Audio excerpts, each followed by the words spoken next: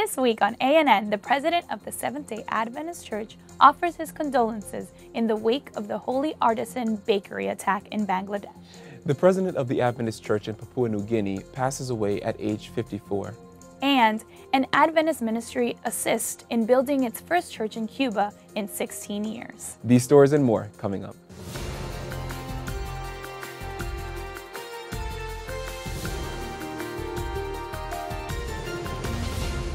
This is ANN, a service of the Seventh-day Adventist World Church. Thanks so much for joining us this week.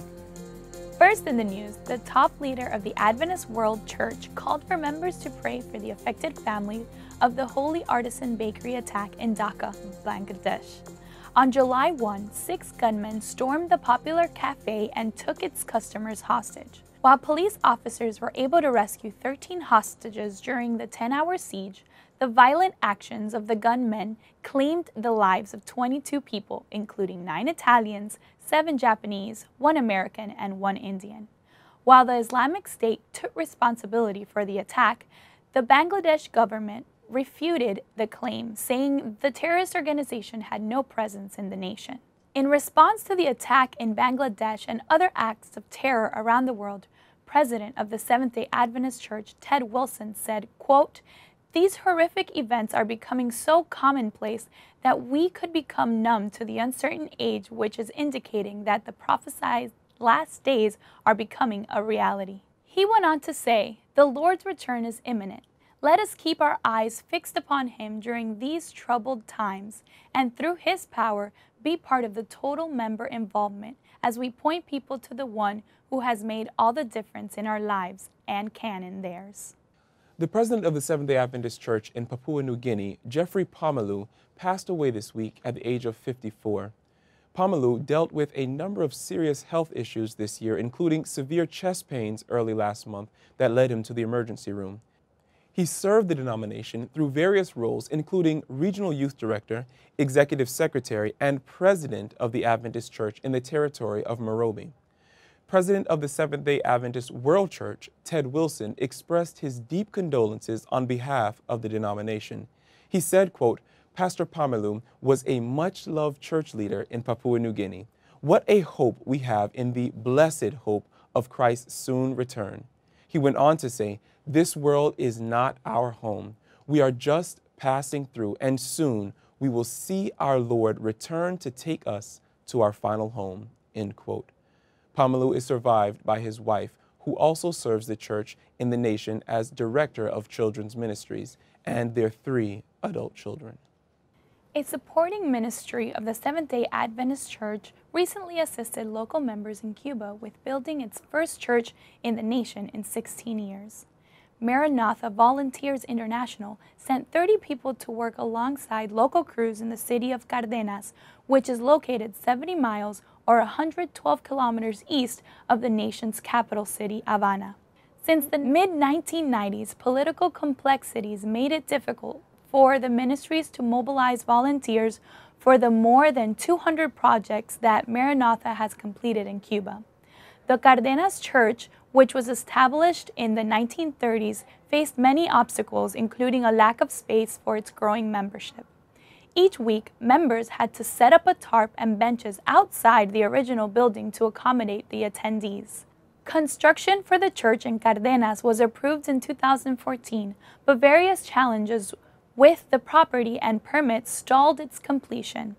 According to Maranatha leaders, an opportunity to serve in Cuba opened up earlier this year that led the ministry to assemble a team to help local crews who were in the beginning stages of the construction.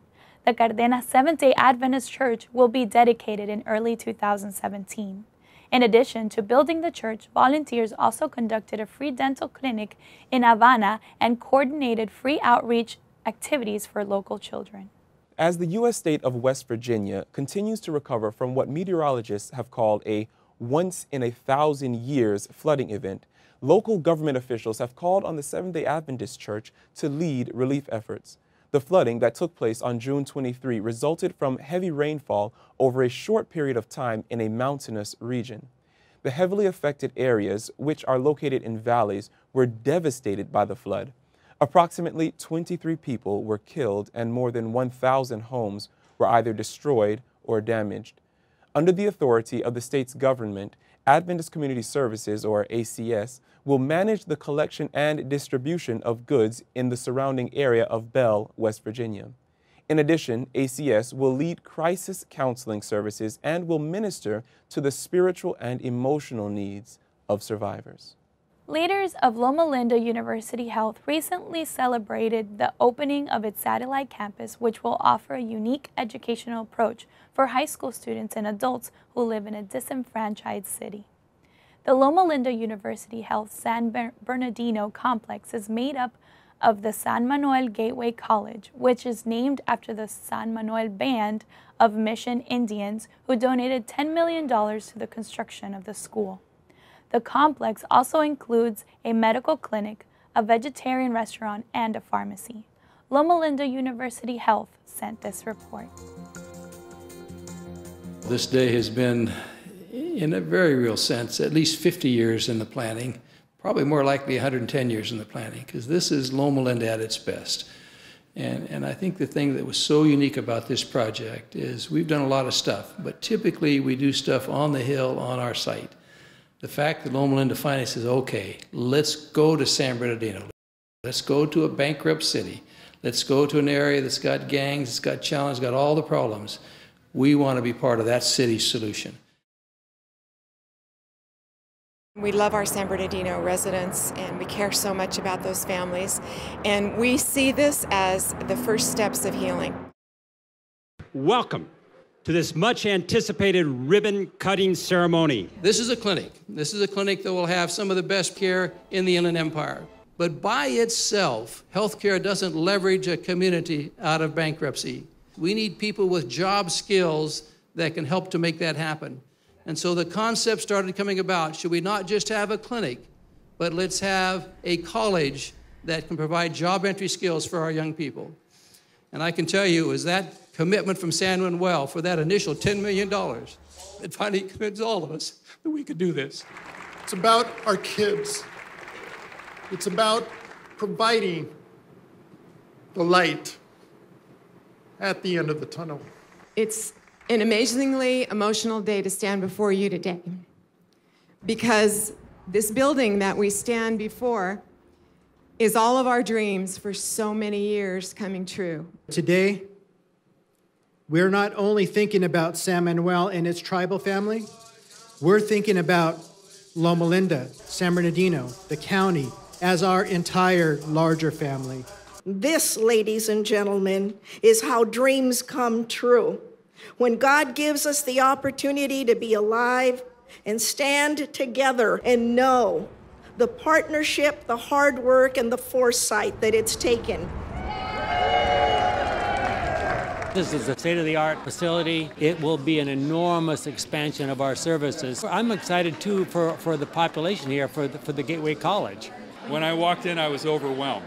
This is an absolutely gorgeous facility and such a compliment of the kind of expectation Loma Linda has for this community, high expectations. This gives an example when people walk into it of what they can aspire to. And I think that's very exciting. The community coming together in a very unique way to chart the future for young people. It's here. That time is here, and it's all here for everyone. It's just overwhelming to see that God put him in this place here to help humanity. And to create care and love and service in the community. Truly the Lord has blessed you, Loma Linda, and it's blessed the city of San Bernardino. It's just such a blessing to be a part of that and see this dream come true for a lot of people. This project wraps all that together. Education, healthcare, and good living all rolled into one project. You can't beat that. And finally in the news this week, in Australia, a church plant has become the first Seventh-day Adventist church in the nation to broadcast its weekly service in Australian Sign Language. New Hope's live signing broadcast is a result of a partnership with the denomination's supporting ministry of Christian Record Services for the Blind. Approximately 300 people attend New Hope's weekly church services, and more than 1,000 Tune in online. Plans are underway to promote the broadcast throughout the deaf community in Quaker Hill, which is located west of Sydney. According to the president of Christian Record Services for the Blind and Hearing Impaired in the South Pacific, Lee Dunston, the ministry has hired professional signers to ensure high production quality and continuity for every broadcast. Dunston said, quote, "We've committed to making our church more inclusive and its unique message more accessible to the deaf. Most of the deaf, Adventist or otherwise, don't attend church as there are very few signed services available," end quote. Dunston also sees the New Hope broadcast as a model for more churches in Australia to follow in the future.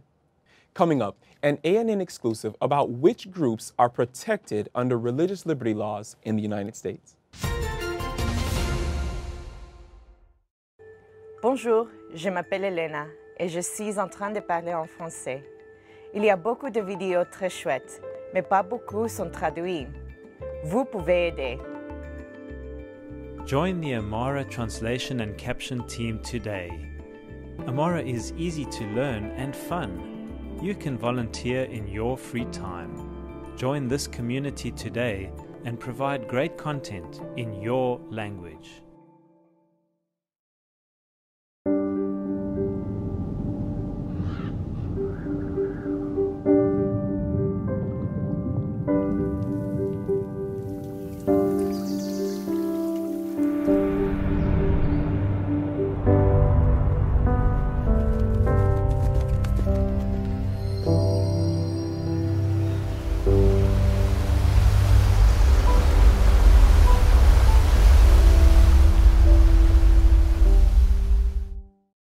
My brother's unexpected death shocked me into changing my life. A friend of mine said, "Why don't you do a triathlon?" So I swam and rode and ran until I discovered life is more than just human strength. I race because my health matters. I believe because my faith matters. I'm Ed. I'm a Christian. I am an Ironman, and I've discovered my whole life matters. Welcome back. According to an article by NPR, religious freedom conversations in the United States have primarily centered around protecting the rights of Christians for the past few decades. But the nation's current election season sparked another conversation to determine whether the same rights should extend to Muslims. Very interesting. For more on this topic, ANN producer Jennifer Steinman sat down with Associate Director of the Seventh-day Adventist Church's Department of Public Affairs and Religious Liberty, Dwayne Leslie, and Associate General Counsel Todd McFarlane. Hi, welcome to ANN. Dwayne, we have Dwayne Leslie and Todd McFarlane. Thank you so much for joining us today. Thanks for having us. Thank you. An article recently came out in NPR that said conservative Christians are having trouble with other faith groups being granted religious liberty or the same religious liberty that they are. Why do you see the shift in this belief system that's happening? I think as the country becomes more multicultural, many Americans are coming to the realization that religious liberty isn't just for people like themselves, but for all people. That's always been the fact in the United States. That's always been both the Adventist Church and America's policy. And in fact, the United States has had a long history of a wide diversity of religions having religious freedom here. But as those religious groups become larger and more visible, I think it has brought this issue to the attention of more Americans. And unfortunately, I think sometimes people fear that things they don't understand. And I think that's problematic, but I think what's made this country great is actually that it's built upon pluralism. It's built upon the fact that we have a variety of people, a diversity of thought and belief, and I think that's what makes our country strong. Some Adventists or some people might be surprised to learn that the Adventist Church actually supports people whose beliefs run contrary to our theological beliefs. What are some examples where we've done this in the past? So the two most recent examples the Adventist Church has had of doing this would be supporting a case, two different cases in the Supreme Court. One was dealing with Abercrombie and Fitch and a 17-year-old Muslim girl who wanted to wear a hijab at work, and we supported that case on multiple levels. And then another case that we joined a brief on at the Supreme Court was a case called Holt versus Hobbs, where a Muslim prisoner wanted to wear a beard in prison. and we supported that case. So those are two of the most recent cases. If you go back farther, we've supported everyone from, from the Santeria religion to Buddhists to all different types, and also, of course, Christian groups and Seventh-day Adventists as well. But I think what we've found is that our principle stays the same, is that obviously we're not endorsing other particular theological views, but it's the constant principle of religious freedom for all people, the ability to follow your conscience, to believe or not to believe as you see fit. Because in many parts around the world, as the Adventist faith, while we're growing very rapidly, we often find ourselves in a situation where we are in the minority. And so we want to be able to have our rights respected and not be subject to the political power of the majority. And so we believe that it's consistent for us to advocate for freedom of religion for all people. I would also say, in addition to that utilitarian view, we also believe it just to be theologically correct, which is to say people have the right to be wrong. That God and the Bible, the entire great controversy, in fact, arguably, is about the right of people to make decisions as they see, not necessarily be forced by God or by anyone to worship in a particular way. That doesn't mean there aren't consequences to that, at least in our eschatology and our religious views, but people have the freedom and the right to make a decision. Good. So what should be the takeaway? How should we respond when we hear people talking about religious liberty restrictions against a set group of people? Again, I think our view is always the same, is that people should absolutely always have the right to believe or not to believe and to follow their own conscience. Because I think when we start trying to pit one group against another, one group is right, one is wrong, I think in the end we all suffer from that. No, absolutely. The Adventist Church has long stood up for other religious groups and religious minorities. Have we always done it perfectly? No, but it's always been a consistent belief of ours, and we need to continue to do that, especially for groups that aren't popular and groups that we disagree with.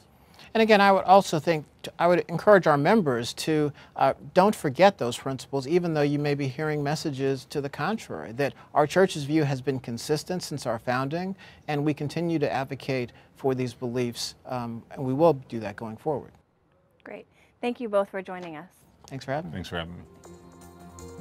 Coming up, find out what happened this week in Adventist history. But up next, learn about a ministry in Canada's British Columbia province that gives free cars to single moms. We are people, and we love to get connected. We connect as families because of birth. We connect as friends because we click. And we connect as communities because we care. Seventh-day Adventists are people who connect in communities called congregations, which in turn connect to form conferences, who connect together to form unions, divisions, and the General Conference. Why do we connect? It starts with a connection to the Creator, who invites us on a spiritual journey. When we journey together, we can help each other along the way. This journey is a journey of a lifetime, and as we learn and grow, life becomes filled with meaning and purpose. Our greatest joy is in helping others along the way. Wherever you are on your journey, we believe that we have something to offer that can make your life more whole. So the next time you see a Seventh-day Adventist, remember, you're not looking at someone who stands alone. They are connected to a world church that has 18 million members, gathered in 13 divisions, comprised of 122 unions, formed by 600 conferences, serving in 140,000 congregations in 208 countries, who worship in 924 languages, and they all want to connect with you.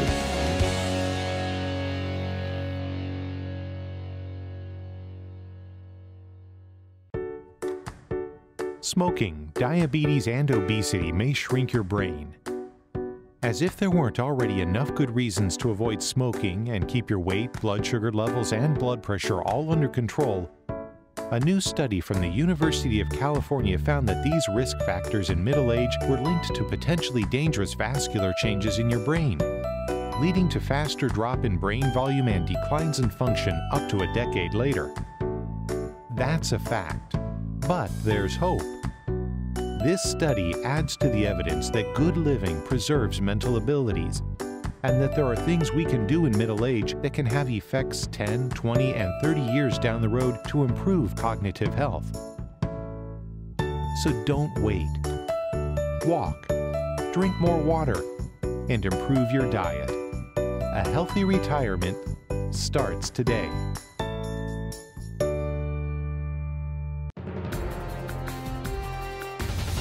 Welcome back. Learn about a no-strings-attached ministry in Langley, British Columbia that gives cars to mothers in need. The Seventh-day Adventist Church in North America sent this report.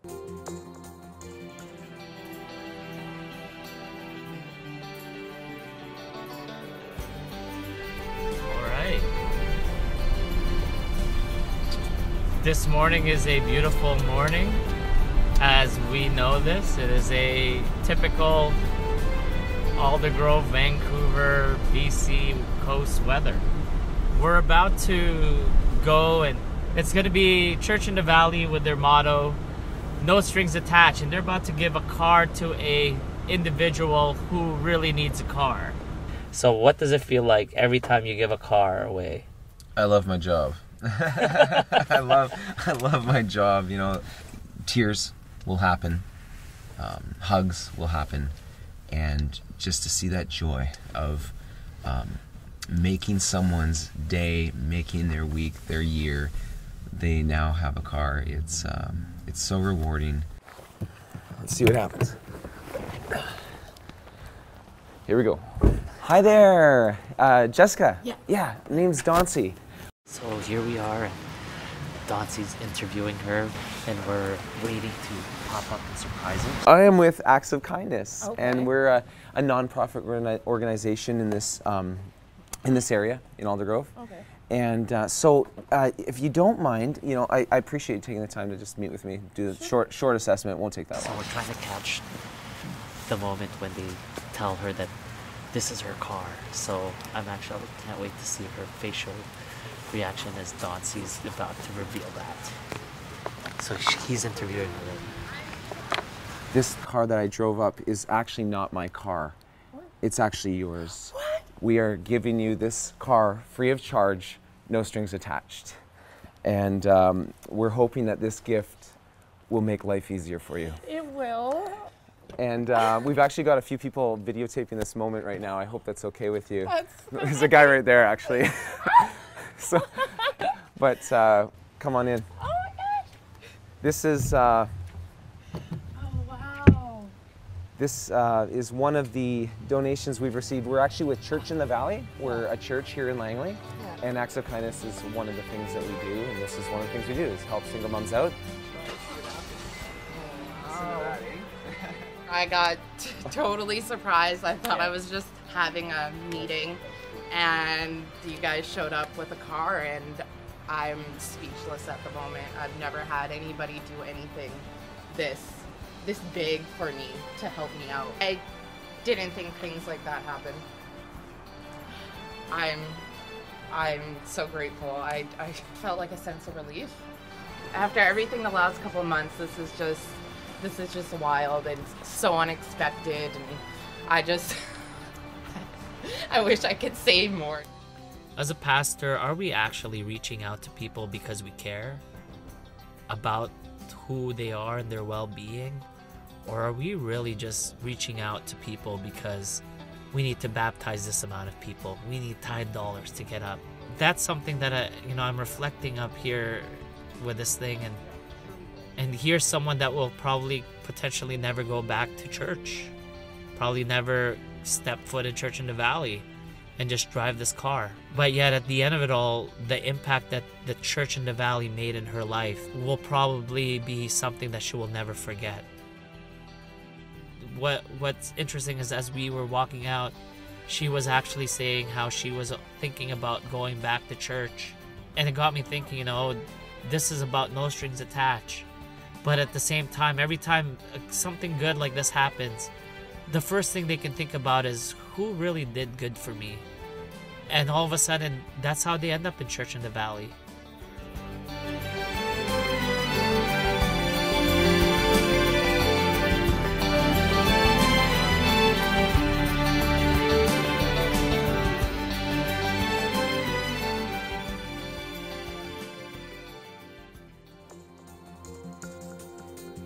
And finally, for today's program, let's turn to Ashley Chisholm for a look at Adventist history. This week, learn about the first editors of one of the denomination's cornerstone publications for children. Welcome to This Week in Adventist History. On July 4th, 1890, the first issue of Our Little Friend was published. Its first editor was W.N. Glenn, who served in that role from 1890 to 1906. Glenn was followed by Cathedra Blossom Wilcox, who spent 11 years as editor. After that, Uthai V. Wilcox and then Maud O'Neill brought the paper through the mid-1920s. O'Neill was followed by Ernest Lloyd, who served as editor from 1924 through 1949, which until 2013 was the longest term served by any editor of Our Little Friend. Lloyd's successors were Eugene Sample, Louis Shooter, and Lawrence Maxwell. The current editor, Aileen Andress Sachs, better known to the readers of Our Little Friend and Primary Treasure as Mrs. Sachs, has served in that role since 1986. For 56 years, Our Little Friend was the only Seventh-day Adventist Sabbath school paper for children until they were old enough to read the youth's instructor. However, at the 1951 Autumn Council, the General Conference officers, departmental secretaries, and publishing house representatives suggested that study be given to the adjusting of the content of our existing children's and youth's papers. The result of that study was Junior Guide, which began in 1953 as a paper intended for children ages 10 to 15 and is now known as Guide Magazine. In 1957, Our Little Friend gained the content from a short-lived periodical called My Bible Story, which was designed for tiny tots, and a separate publication, Primary Treasure, was created for children ages 7 to 9 at that time. Since then, Our Little Friend has contained the beginner lesson for children ages 1 to 3 and the kindergarten lesson for children ages 4 to 6. 126 years later from its beginning, Our Little Friend is still published weekly and seen by children the world over. And that was This Week in Adventist History. Thanks for watching ANN. Join us next week for more news from the headquarters of the Seventh-day Adventist Church. In the meantime, join our global conversation on Facebook, Twitter, and Instagram. You can connect with Adventists worldwide through more stories, photos, and videos. Visit Facebook/Adventist News, Twitter @Adventist Church, and Instagram @Adventist Church. Our good news for this week comes from the book of 2 Timothy, chapter 1 and verse 7. The passage says, "For the Spirit God gave us does not make us timid, but gives us power, love, and self-discipline." That's our program for this week. And remember, you can always visit news.adventist.org for daily news and videos. Until next time, God bless. Take care.